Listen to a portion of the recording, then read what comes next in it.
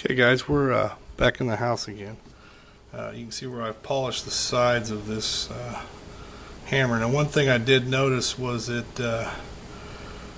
apparently is an MIM part, so therefore it had a seam running down the middle where the two halves of the mold hit. And I went ahead and polished out that seam. So we'll go ahead and glue this up real quick. Make it look just like brand spanking new.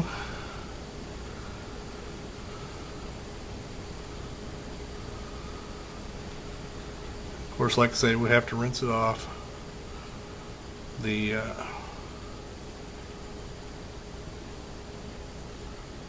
stuff that you use for cold bluing these parts, if you don't neutralize it, will just continue to work, and what it'll do fairly quickly is cause rust. So you want to neutralize it before we go ahead and install it. I'll go ahead and run this under some water and dry her back off and be right back with you. Okay, got our hammer back from its bath. So what I'm going to do first is go ahead and test fit that in here and see if that took care of our hammer slop. I'm not going to go ahead and install the rest of the internal parts, just the hammer and the mainspring housing, and see what that did for us on our slop issue. If that doesn't resolve it, then we'll see what else we got going.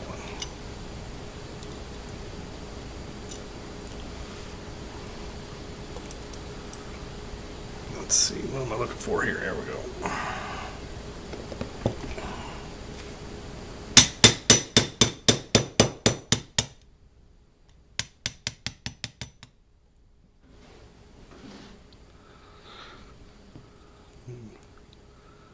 We get a little closer.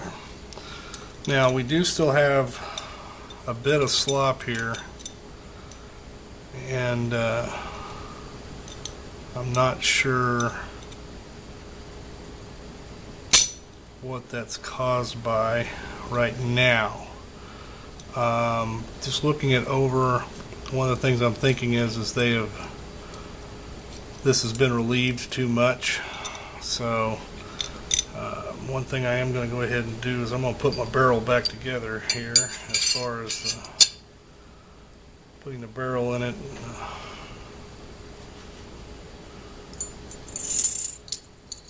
Recoil spring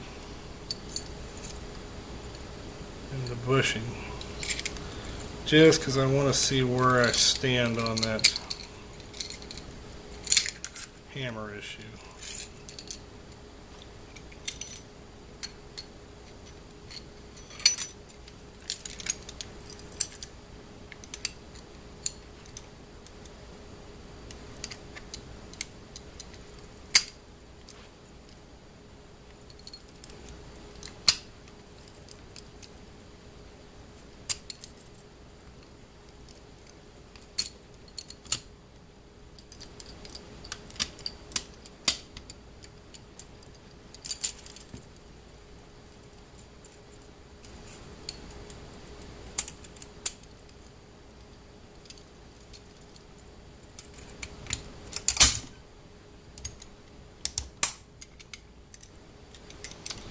Yeah, we still got the flop in it.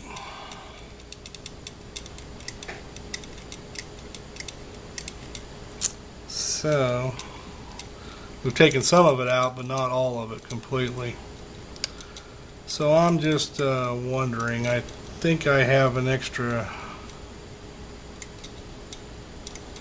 trigger setup or hammer setup in here. I'm going to take a look at that and see where we're sitting as far as that goes.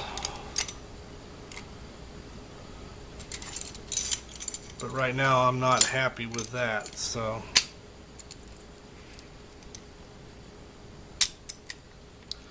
and this is just one of the things you go through. I mean, this is a typical you know what though, I don't have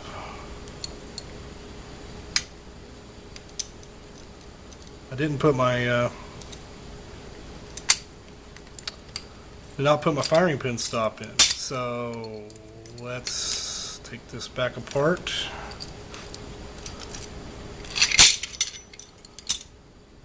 And do that. Not that that'll make any difference, but it could.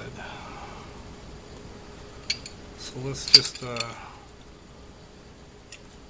reinstall that part also and see where we're at. I think we're going to be a lot closer. I still think it's going to have some slop to it, but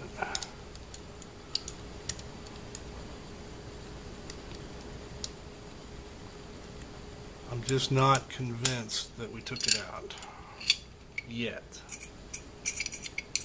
I may be wrong, and I may be surprised. We'll find out here in just a second exactly where we stand.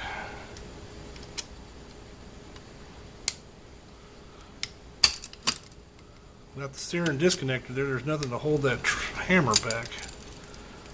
Makes for kind of interesting detail here. Alright, there's our recoil spring back in there. Yeah, see, with the slide stop in there, a lot of that slop is gone. But there's still some. Enough that I'm not really happy with that. I'm happier, but I'm not happy with it. So, that's where we stand so far. Now, one other thing that I can do that I haven't done yet is I can go ahead and take that mainspring housing apart, and I can look at the pins that make up that mainspring housing and see where I'm at. Now, I did tell you I was going to pirate the mainspring housing off another pistol, so I think since I'm going to do that anyway, I think I'll just go out there and get that mainspring housing, and we'll do our fitting with that.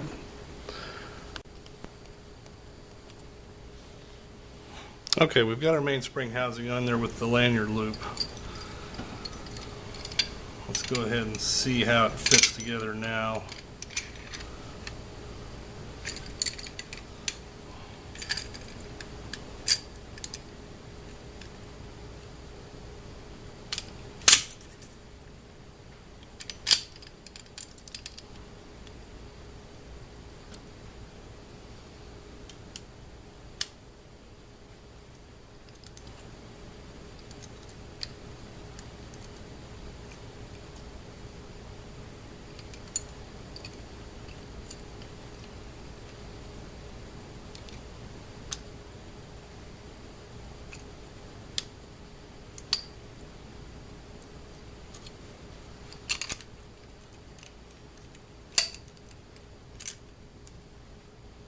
See, without actually having that sear and disconnector in there to assist holding that hammer back, that's kind of a bear to put together.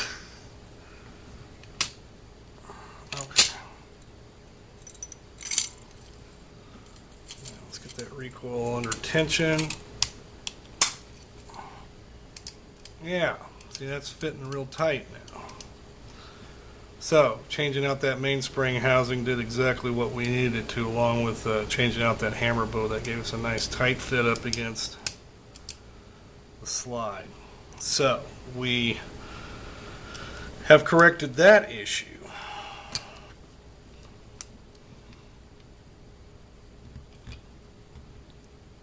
Now, our next issue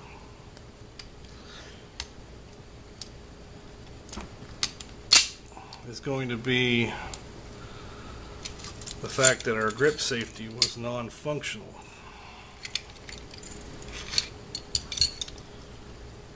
So what we'll do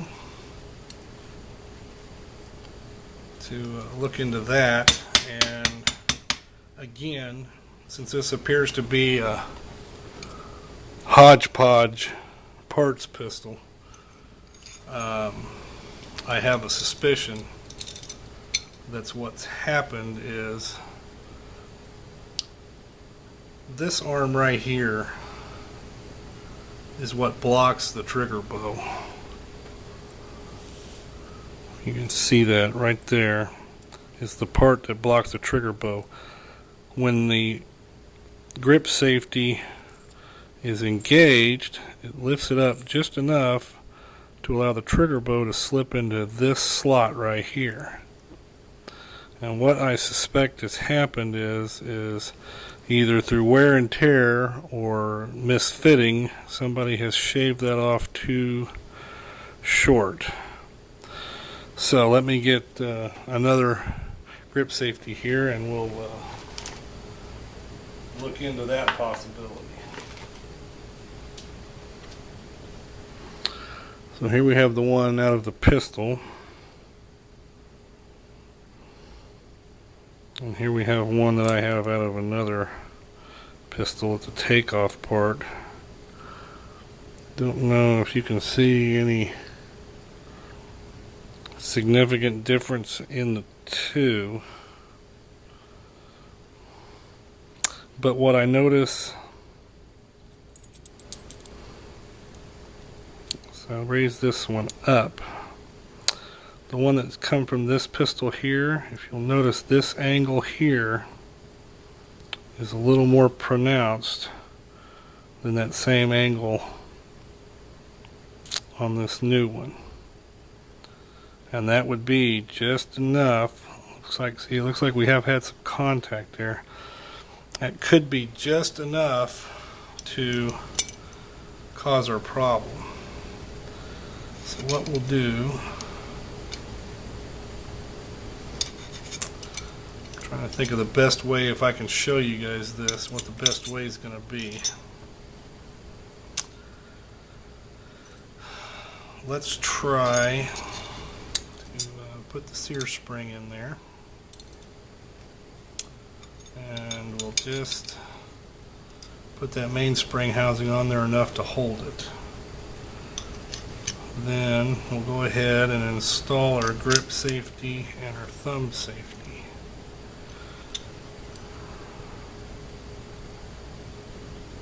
Now,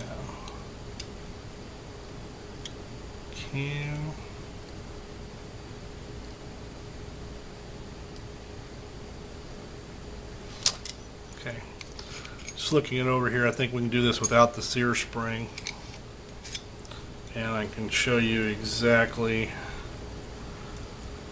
what I want you to see. Let me get a light also before we get too carried away here. Okay, so what I'm going to do is go ahead and reinstall the grip safety and the thumb safety without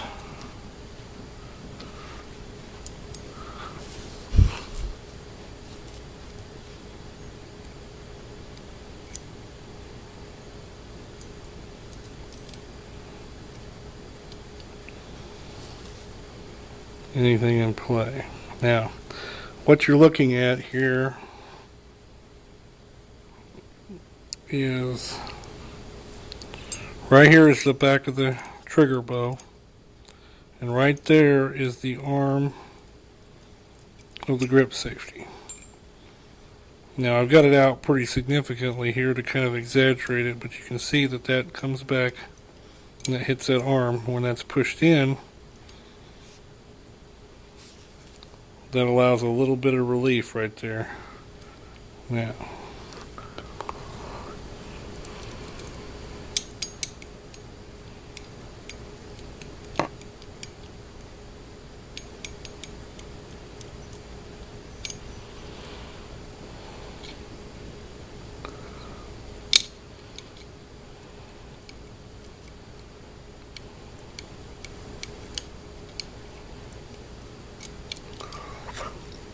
hope that shows up. We'll find out. So we can solve our grip safety problem. Like I say, what the deal is right here, it's been cut wrong. It's been cut at the wrong angle, and that's allowing the hammer to hit it and just pop it off.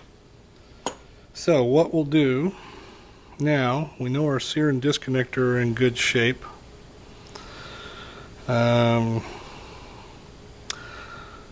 we'll do now is head and pop this ejector out and see what we can do with it.